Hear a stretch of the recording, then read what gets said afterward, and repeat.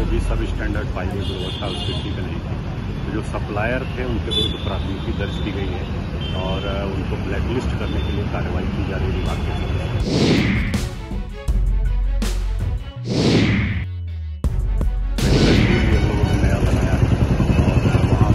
बेहतर ढंग से लोगों का देखभाल हो सके, ये हम लोग सुनिश्चित करा रहे हैं। सर, क्या कुछ एफआईआर भी हुआ है इस विषय में, कितने लोगों पर?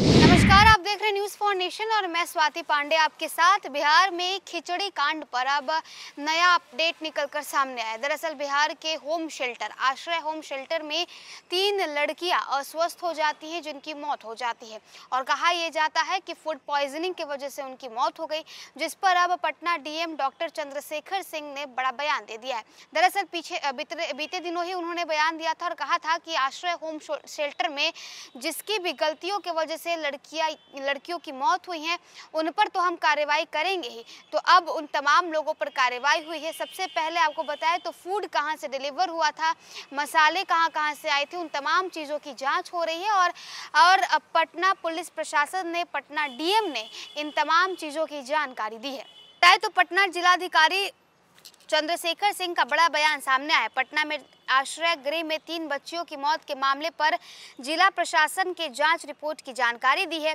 बच्चियों को खिलाई गई खाद्य सामग्री में गड़बड़ी थी जो खाने योग्य नहीं था।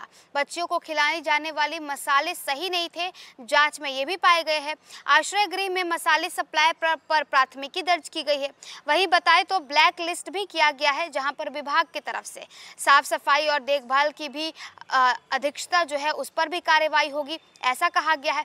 घटना के समय अधीक्षिका जो थी वो छुट्टी पर थी, अनधिकृत रूप से अनुपस्थित थी अधीक्षिका।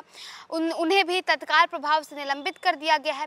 आश्रय गृह के सभी स्टाफ को हटा दिया गया है और नए स्टाफ की तैनाती कर दी गई है।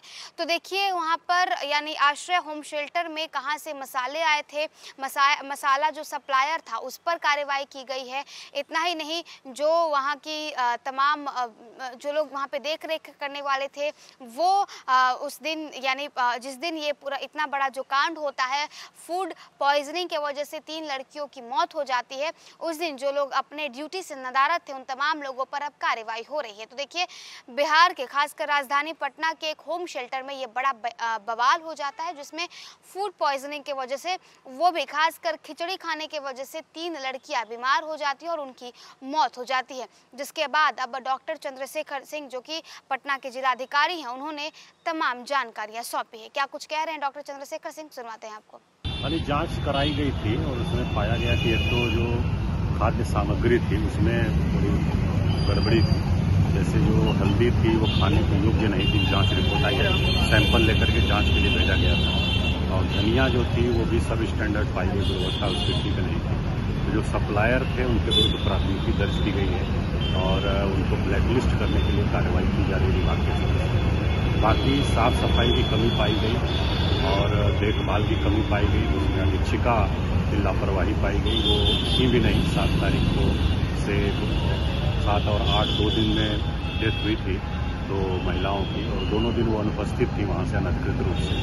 और व्हाट्सएप पर बाद में आवेदन उन्होंने हेडिंग असिस्टेंट डायरेक्टर को भेजा था, तो वो उनके विरुद्ध कार्रवाई की अनुशंसा की गई थी, उनको तत्काल प्रभाव से निलंबित कर दिया गया है। और बाकी रखरखाव, साफ सफाई, खान पान की जो गड़बड़ी थी उसको देखते हुए वहाँ जितने स्टाफ थे सबको वहाँ से हटा दिया गया है और उसके बाद नए स्टाफ वहाँ पर नियुक्त किए गए हैं और मेडिकल टीम भी हम लोगों ने नया बनाया है और वहाँ बेहतर ढंग से लोगों का देखभाल हो सके, ये हम लोग सुनिश्चित करा रहे हैं। सर, क्या कुछ एफआईआर भी हुआ है इस विषय में, कितने लोगों पर?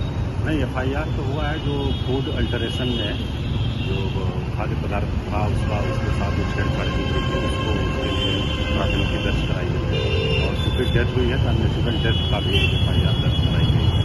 उसमें पुलिस जांच करेगी अपने स्तर पर।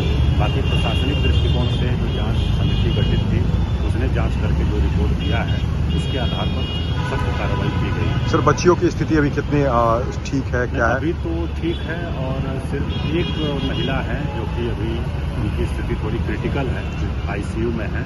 बाकी जो थी वो ठीक हो गई हैं, लगभग अधिकांश आ गई हैं। कुछ 2-3 बची हुई हैं जो हॉस्पिटल में वो प्रिकॉशनरी रखा हुआ है और बाकी एक महिला है वो अभी आईसीयू में है, उनकी स्थिति क्रिटिकल है। उस पर हम लोग नज़र रखे हुए हैं और सुपरिंटेंडेंट पीएमसीएच से भी लगातार हम लोग संपर्क में हैं।